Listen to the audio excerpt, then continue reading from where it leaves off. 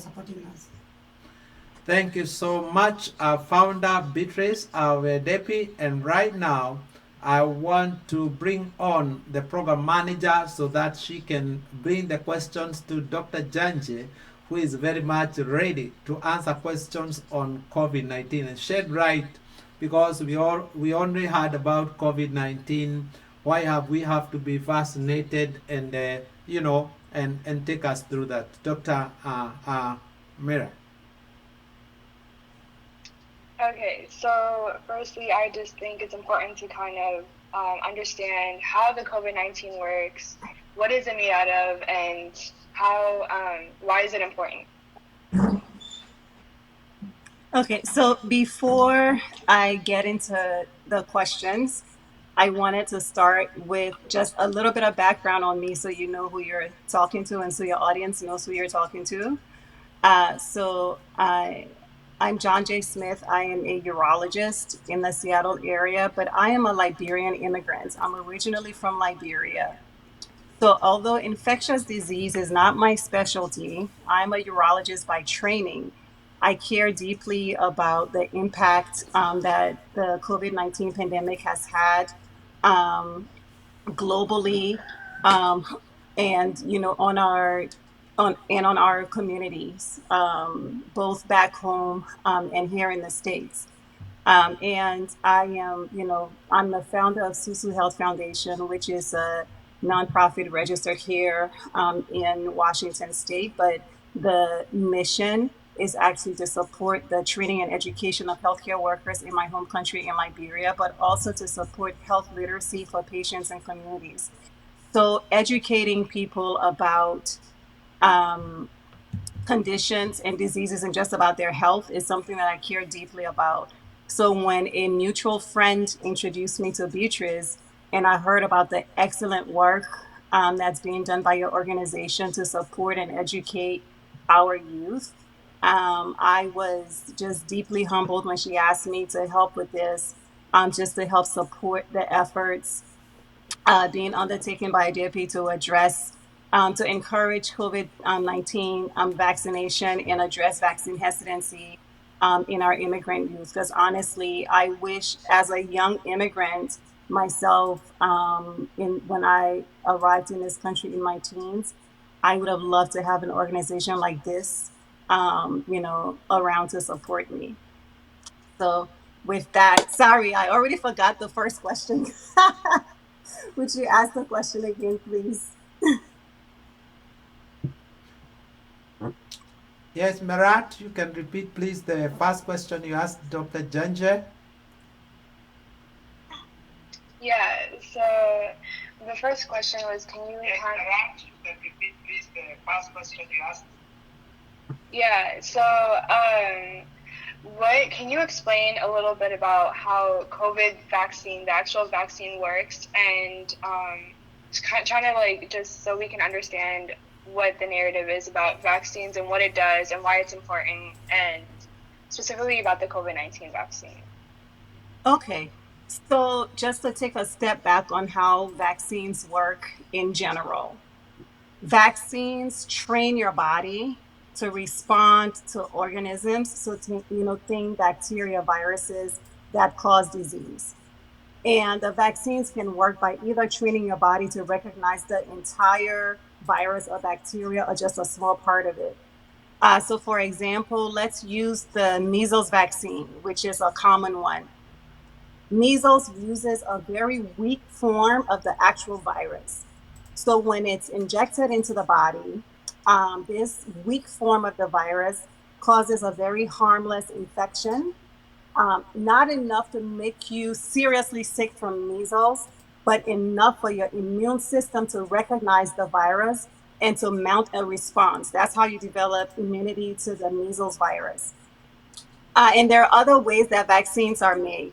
So, specifically around the COVID vaccines, Pfizer and Moderna are both mRNA vaccines, M as in messenger. So it's messenger RNA vaccines, Pfizer and Moderna. We'll talk about those two first, and then we'll get to AstraZeneca and Johnson and Johnson. So messenger RNA is what's used in your body to make proteins. messenger RNA carries the instructions that tells the cells in your body how to make the different proteins in your body, right? So to make a mRNA vaccine, the scientists in the lab actually will put the instructions for making parts of the virus into the mRNA. So this is done in the lab.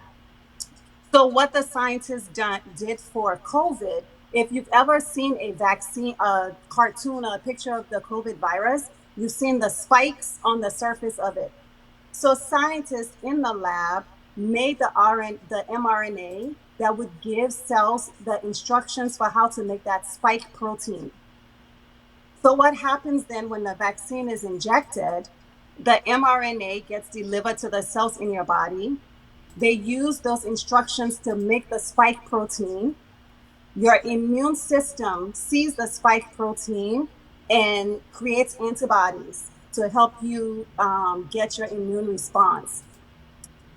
Once the spike protein is made, that messenger RNA, the mRNA, gets degraded and it gets eliminated from your body. So it doesn't stay in, it does not make the whole virus, it only makes the spike protein. It does not get integrated or incorporated into your DNA. It simply brings the instructions, the spike protein is made, it's eliminated from the body. That's for Pfizer and Moderna. For Johnson and Johnson and AstraZeneca, it uses a more traditional approach, just traditional in the sense that this type of approach to making vaccines has been around longer than the mRNA. So Johnson and Johnson and AstraZeneca use a virus vector. So what it uses is a type of virus called adenovirus, ADENO. This is the type of virus that causes the common cold. So it's not a coronavirus. It does not give you COVID. It simply acts, it's a vector. So it acts like a means to transport the vaccine material into your body. So the virus vector delivers the genetic material that allows your body to make the same spike protein. Again, nothing gets incorporated into your DNA. The spike protein is made, and that's how your immune system mounts a response. It doesn't get incorporated into your DNA. It does not cause an infection. The other question that comes up sometimes is, does the vaccine work differently for different people? And the answer is no. It works similarly for different people. But what we see is younger people may have a stronger, may experience more side effects after the second dose for the vaccines that have a second shot. And the reason for this is that young people have a stronger immune system. So they have a stronger immune response. And a lot of the symptoms that we see after the vaccine, for the people who have fevers and aches and pains and those sorts of things, that is just an indication of your body mounting an immune response to the vaccine. And that's why younger people may have more side effects than older people, but that doesn't mean that overall it works differently.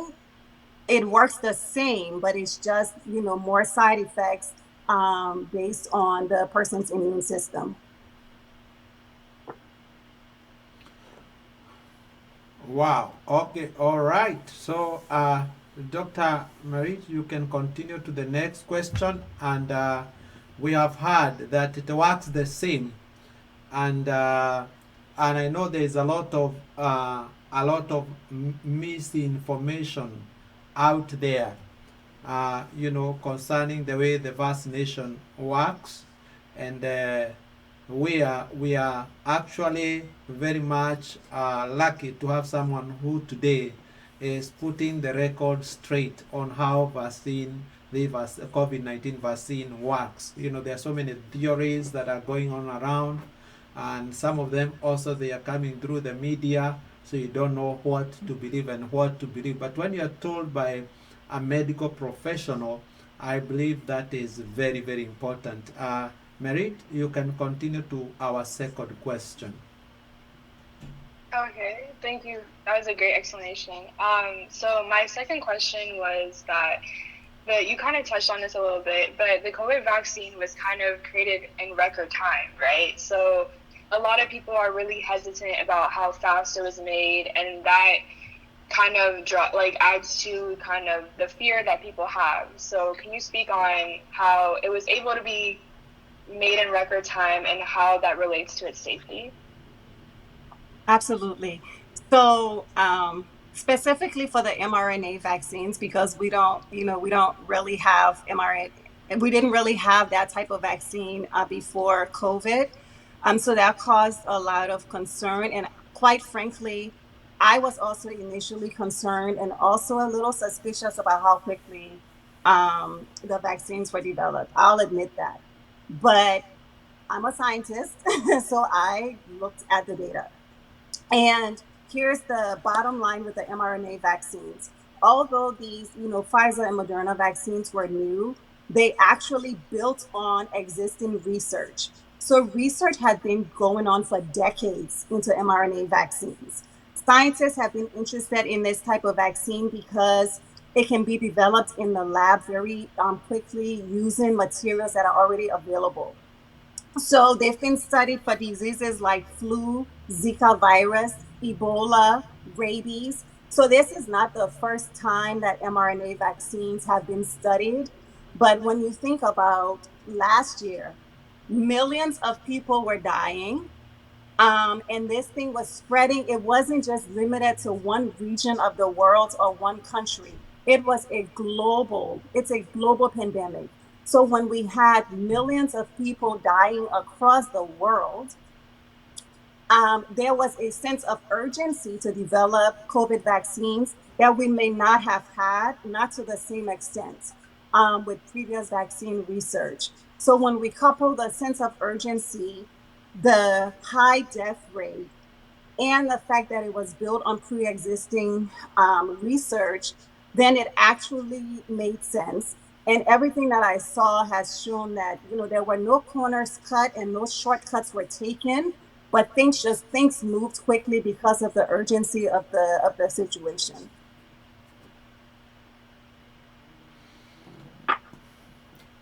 All right. Thank you so much, Dr. Janje.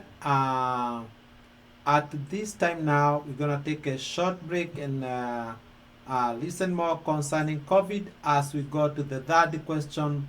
And I believe even you who is watching us, wherever you are, I see a lot of people watching us. If you have any questions, there is a number there on the screen where you can send us your questions, and we can assure you that those questions will be addressed today. So let's take a short break and hear more about COVID-19, and then when we come back, we shall continue. This is One Word Digital Media. We unlock your potential for 100%.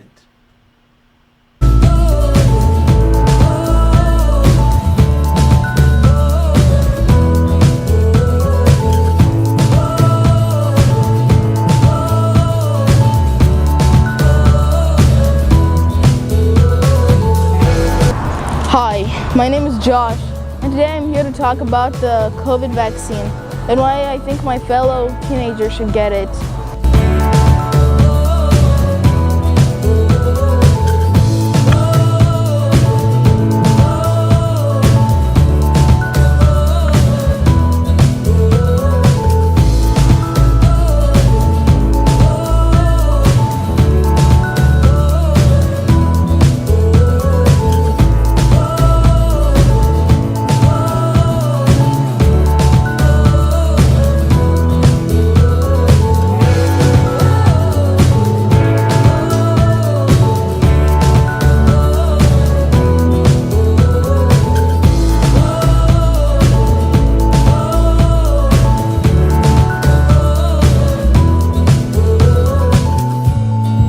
I recommend people to take it whenever they can. I really recommend that so everyone can be safe out here and we can go back to seeing our friends and family and not have a fear.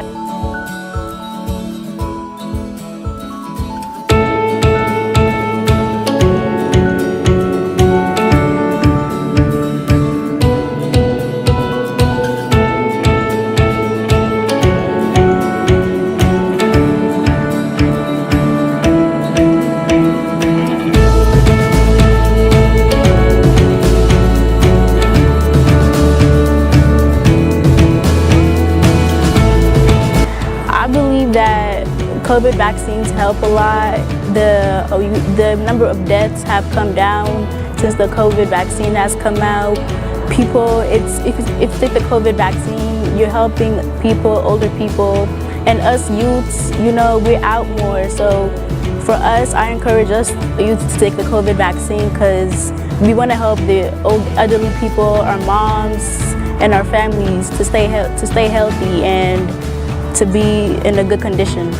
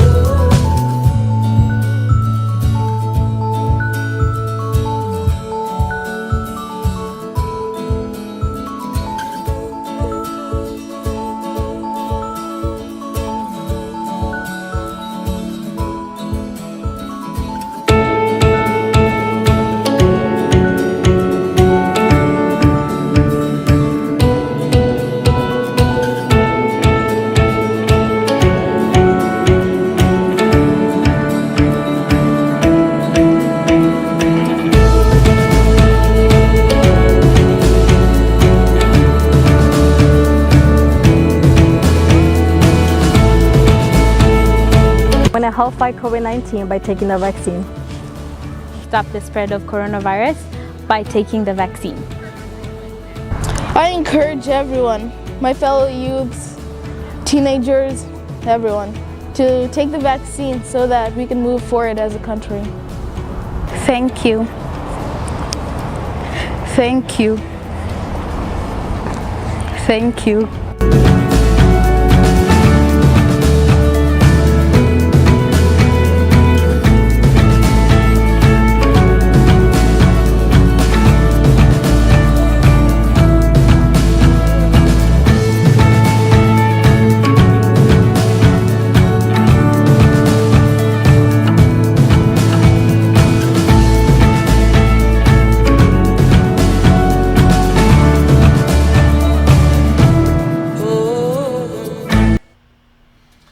All right, that's a powerful contribution from young people, and there are many of them. It's not just the ones that you see there. If a young person you're afraid about vaccine, we have perfect examples of young people who have already taken the vaccine, and Dr. Janje is here putting it out clear that COVID-19 vaccine is safe, and this will help us to be able to open fully in regard to CDC guidelines, and even as we prepare to reopen. Our program manager is online with the third question, and you're out there, you have a question, please, you can ask the question, and then we are going to forward the question to you. So our program manager, go ahead please to the third question. Dr. Janje is ready for you. Okay, so speaking on a little bit about the hesitancy that comes from Black and African communities, when the COVID vaccine was being created and tested, before public release, where did they have an inclusive trial where they tested on blacks and other minority groups to ensure like inclusive safety? Yes, so I'm glad you asked this question, and this is data I actually have. So remember when I said before I got my vaccine, I too had some concerns. So I was vaccinated back in January when Pfizer and Moderna were the two vaccines available here in the US. So I actually pulled up their clinical trial papers that were published in the New England Journal of Medicine and read both of those papers because I had the same concern because historically, um, Black patients specifically have been underrepresented in research and in clinical trials. So I wanted to be sure that if I was going to get this vaccine and if I was going to be recommending this vaccine to my patients, to my friends, to my families, that I wasn't making this recommendation based on clinical trials that didn't have a representative sample that looked like us, and that was just being used to say, yeah, I'm sure it'll work for you too. So I looked at the numbers and I wrote it down here. So because this was too many numbers to remember. So let me pull off what I found. So for Pfizer, there were a little over 43,000 participants in their clinical trials in 152 sites worldwide. So their sites included the US, Argentina, Brazil, South Africa, Germany, and Turkey. Um, and they had about 9% of the participants were Black, 28% Hispanic, 4% Asian. So they had, and I didn't write down all the demographics, but they had a representative sample there. Moderna included about 30,000 adults from 99 sites in the US, 10% Black, 20% Hispanic, 79% white. And when you hear 9 and 10% Black, it sounds like a small um, percentage, but to put it in perspective, in the U.S., um, the Black population in the U.S. is like about 12% of the overall population. So 9 to 10% is actually close to that 12, right? Now, looking at Johnson and Johnson, there were about 44,000 in their studies from 8 countries: US, Argentina, Brazil, Chile, Colombia, Mexico, Peru, South Africa. Looking at the US sample, 12% were Black or African American. Looking at the global sample, 19% were Black. AstraZeneca, 32%, 32,000 participants, and among them, 8% Black or African American, 4% Native American. So I say all that to say, I know I just read off a whole lot of numbers, but the from the standpoint of diversity, looking at the geography represented and the kind of racial demographics, these studies really did include a diverse uh, sample of participants. So it was very reassuring to me because that was one of my concerns was, and I'll just be blunt, I was concerned that research would be done using primarily uh, white Caucasian participants, and then we would be told that if it works for them, it would work for us. So it was very reassuring for me to look at, and I specifically looked at the numbers for geographic distribution, geographic diversity, as well as racial kind of ethnic diversity, and I thought that was very reassuring. Does that answer your question? I know that was a lot of numbers.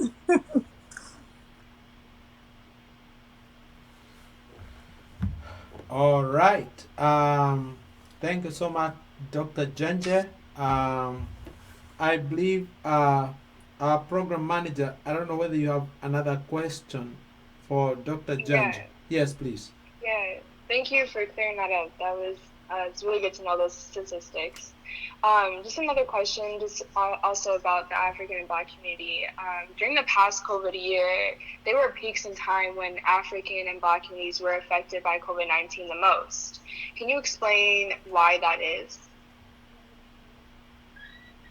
So the first thing I'll say is there is no scientific evidence that Black people have any genetic or biological factors that make us more likely to be affected by the COVID-19 virus. So it's not a genetic thing, it's not a biological thing. We do know that the Black patients are more likely to have underlying conditions like diabetes, for example, that increase the risk of being severely sick if they do get infected with COVID.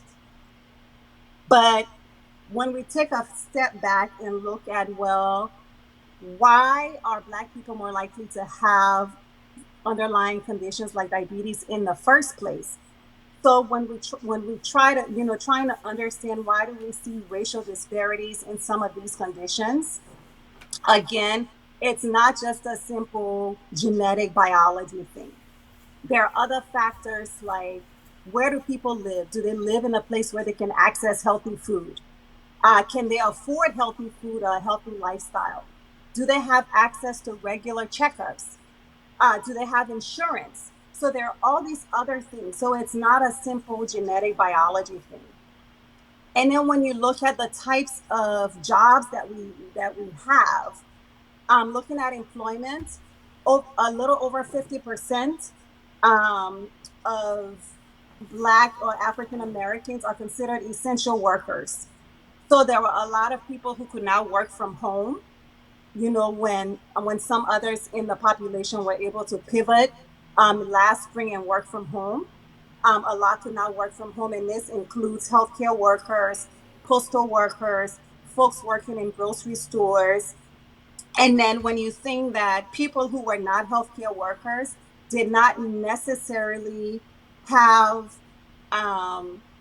access to PPE, to personal protective equipment, or may not have even known how to properly use it. So simply providing PPE to people who are essential workers without ensuring that they know how to properly put it on, take it off, that's a factor. And then, there are many people who considered essential and could not work from home. uh, you know, Looking at vocations, I think the other thing I saw that was, for example, Black or African Americans account for 30% of licensed practical and vocational nurses. Many people of color rely on public transportation. Uh, People don't have, some folks may be in jobs so they don't have paid time off. So they're not able to take off work. Um, so you had the situation where a sick coworker is still coming into work and then making other people sick.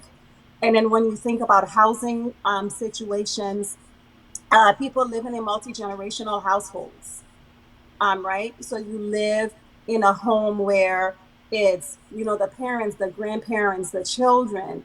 And if you have, several family members living in the same home where it's more difficult to social distance or to isolate or quarantine at home if one person gets sick.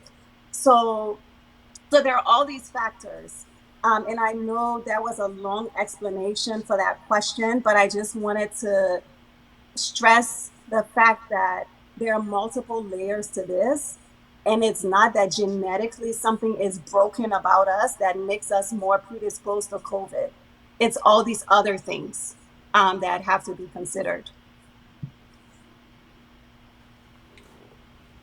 All right. Thank you so much, Dr. Janje. This is very, very much informative. Back to Merit, our program manager, for another question.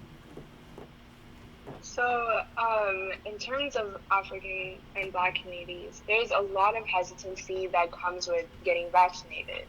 Can you talk a little bit about why that is, and are there historical events that have kind of justify the reason why there is hesitancy here? So, first, when we look at the issue around lower rates of vaccination in the Black community compared to our white counterparts, it's I think of two main reasons. One of them is an access problem. So access to vaccines, access, when you think about, things like some of the means by which people were to register or sign up to get a vaccine required, access to technology that some folks may not have had. Or just access to vaccine sites, transportation and that sort of thing. But then there's also mistrust of the healthcare system, and this is rooted in systemic racism, and to some extent it's understandable. So you asked about historical reasons for this. Western medicine has abused Black bodies for a very long time. As a physician, that fact, and it's a fact, is heartbreaking to me, but it's the truth. It's the undeniable truth. Um, a lot of people are aware of the Tuskegee experiments that happened here over 40 years in the US, where 400 Black men were followed for 40 years, and researchers just wanted to see what happens to people with syphilis. Even when treatment was available, it was not offered to them.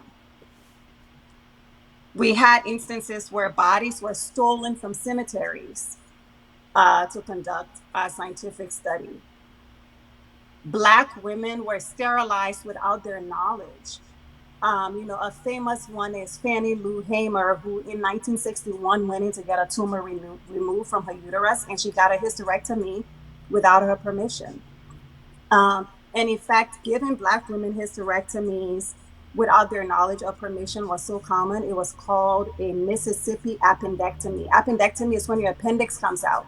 So imagine you go in thinking you're going to have your appendix removed and you end up with your womb removed. That happened to Black women.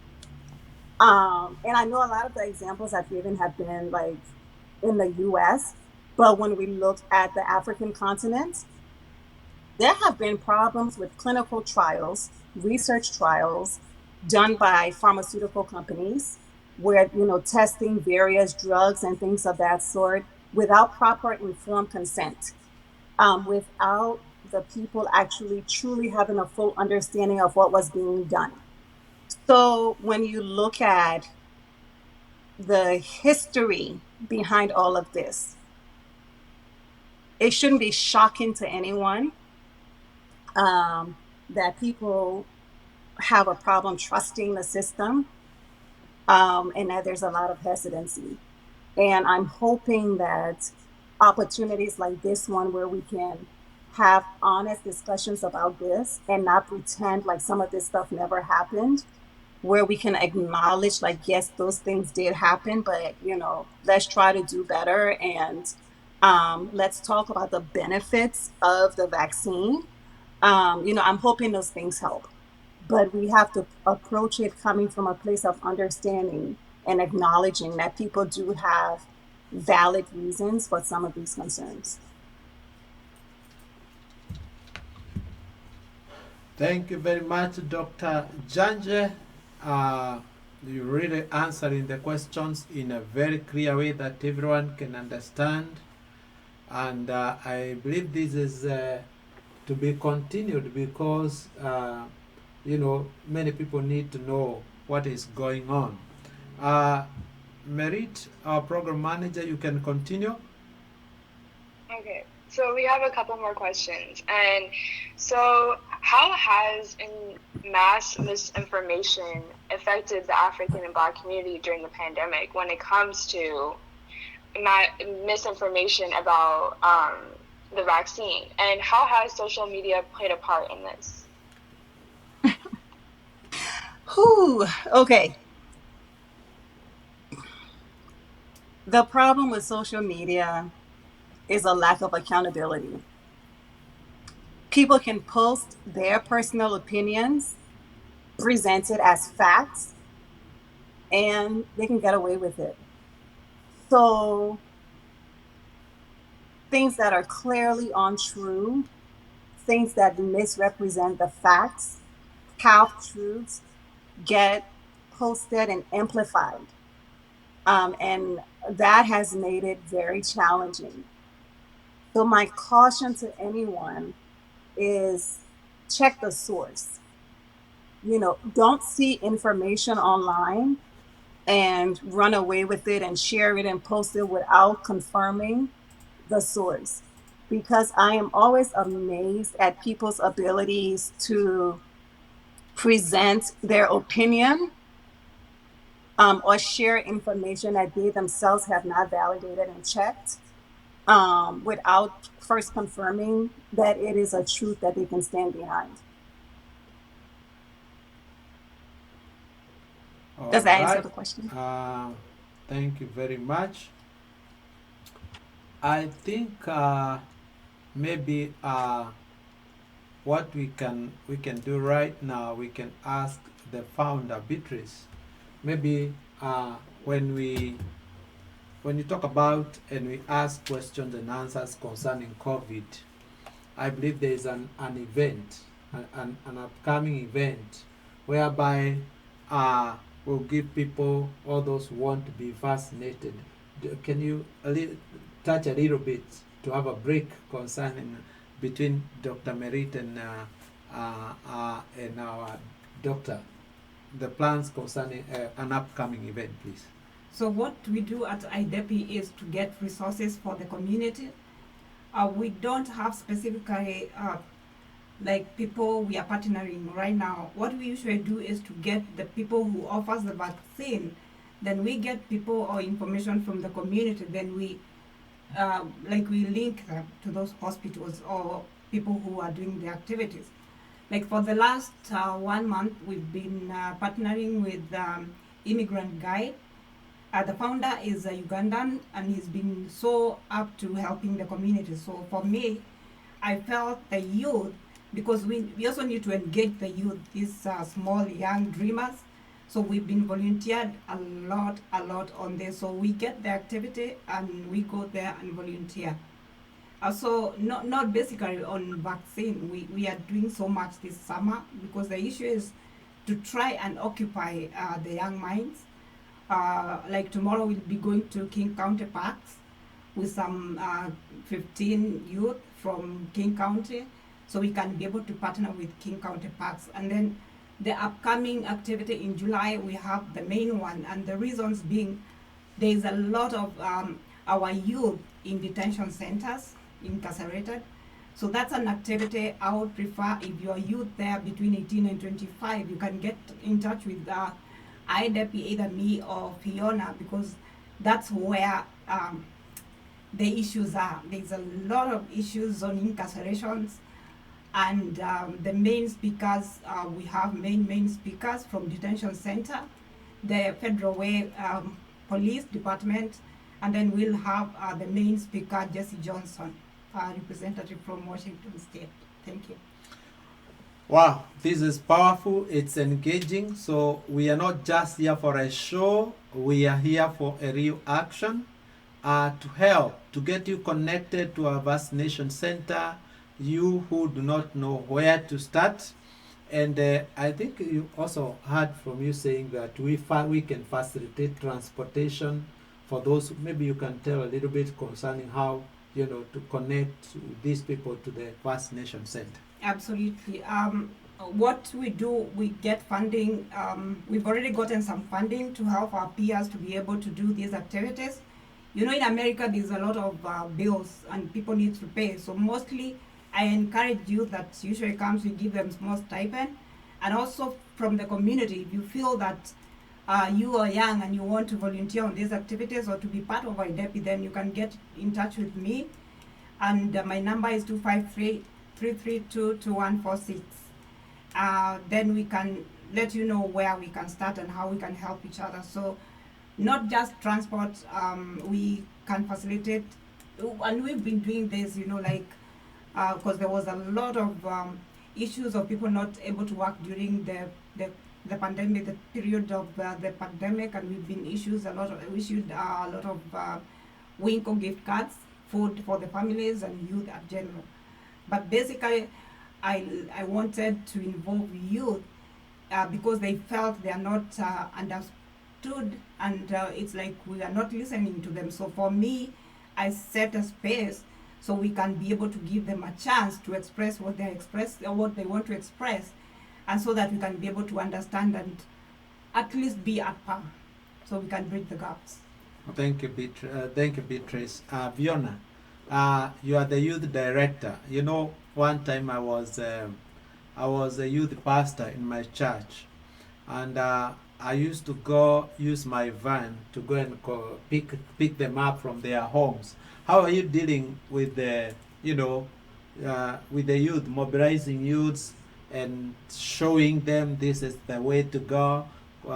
Getting vaccination is the way to go. How? What are some of the ways or methods you're using to outreach these youths? Um, I think reaching out to the youth is not the hard part. The hard part is getting them to be able to feel safe and communicate their issues, to our community. And in order to do this, most of the time we usually tell them through social media. And also, for example, uh, I am currently studying at Washington State University, and I'm doing chemical engineering. And most of the time, we get to sit down and talk about these things like uh, so far we talked about depression, we talked about mental issues, we got to talk about even COVID-19, and we got to talk about how we want to end this, or we want to get vaccinated. And with that, many people just come together. We just come together, we discuss this, and then I am able to take these issues to our board members, and we get to see how we can help and how we can connect them to resources for them to be able to, live a comfortable life here in America. Mm. Thank you so much, Fiona. Fiona is the youth director for that Adyepi that is doing incredible job, telling people facts, listening to the youth without judging them, and giving them an opportunity to empty out their problems. In relation, there's a lot of stress. If we grown up, we have a lot of stress. We believe young people, they could also have issues. We need to build trust to them. We need to open up them and provide that shoulder to them without judging them, so that we can give them a clear direction so that they can have the right information and have good life. Thank you very much, my co-host. And we now go back again to Merit. I don't know whether we shall have a second episode or our founder will give us direction. Merit, our program manager, you can bring on another question. Okay, sounds good. So, just like a couple more questions left. So, when it comes to getting vaccinated, there's also hesitancy within the world of like religion. Some people think that this isn't God's plan to take the vaccine. And I've seen it in my community as well, where people have don't feel comfortable getting vaccinated because of their religion. What do you think about that? And yeah. Yeah. So, as far as religion, I think each person has to decide what is right for them and their faith. And I know one question that I have gotten from people who were concerned specifically about the COVID-19 vaccines was that the vaccines were made using aborted fetal cells, so the products of abortion. and that has caused some concern from folks, as you know, this being a problem that contradicts their religious belief. So when I looked into this, the vaccines were tested using fetal cell lines, which is not the same as fetal tissue.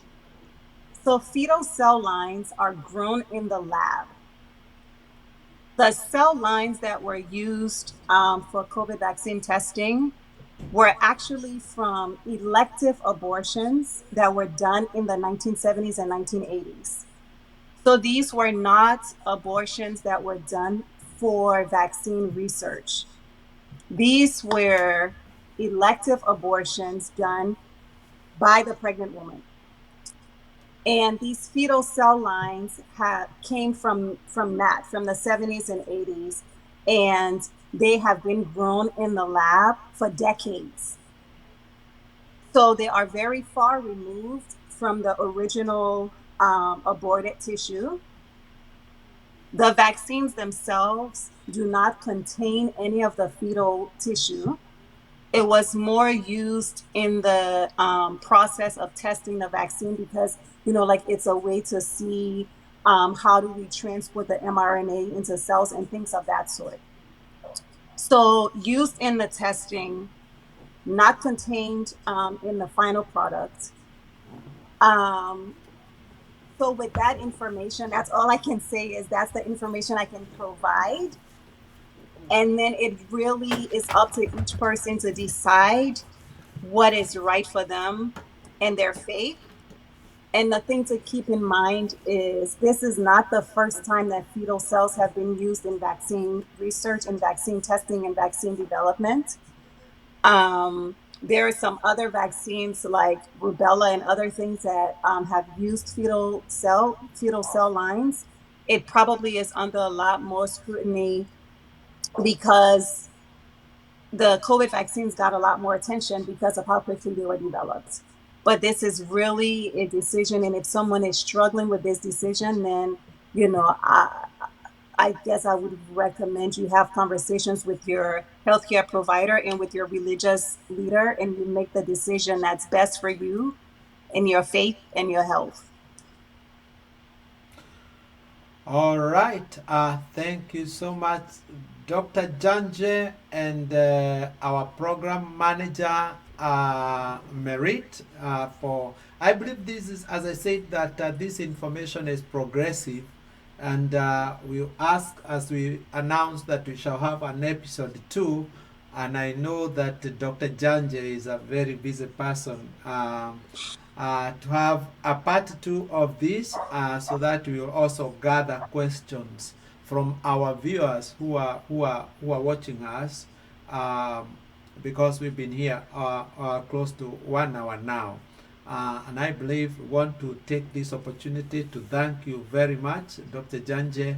I've also received some information, some truth that I did not know, and just to read one of the comments from one of the viewers saying that we need more supportive and understanding providers. You make it easier to trust the system. Thank you.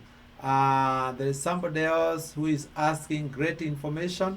Thank you. Those are some of the comments from the viewers. And really, when people listen or hear from the horse's mouth, I think is very important.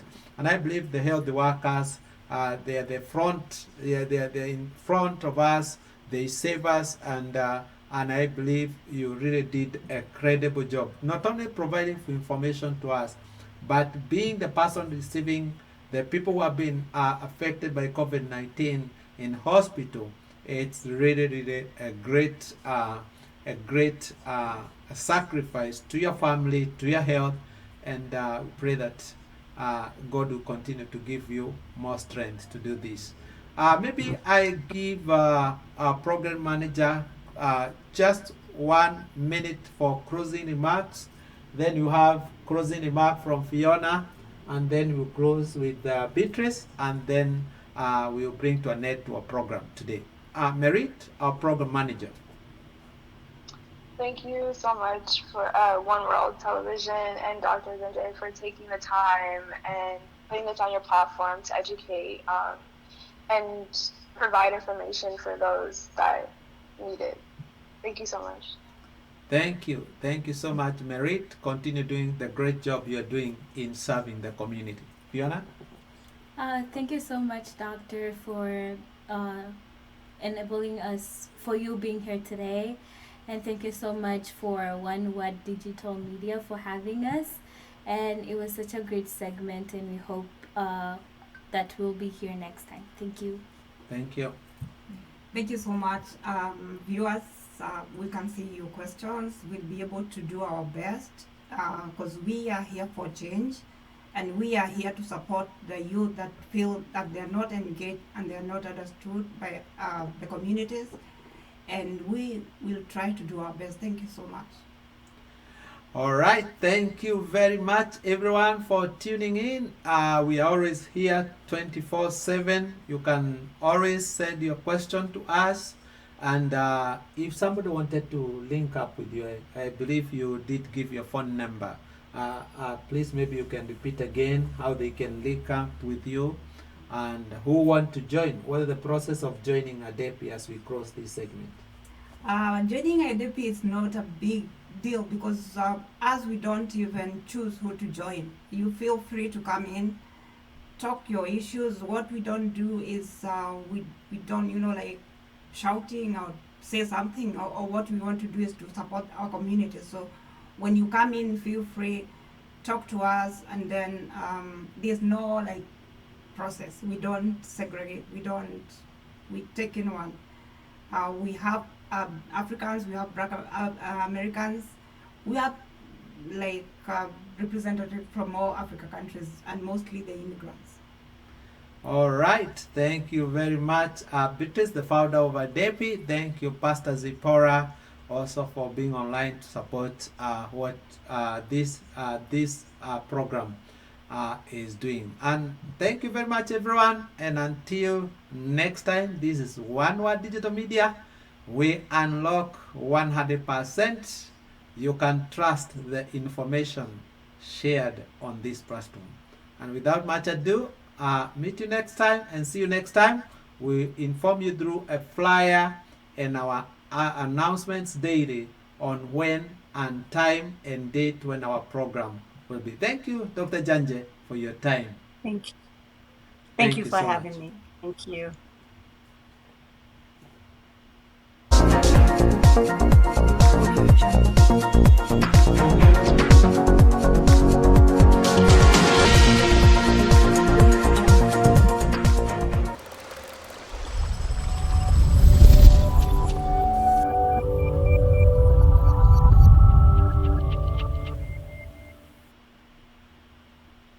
Hello, Beatrice.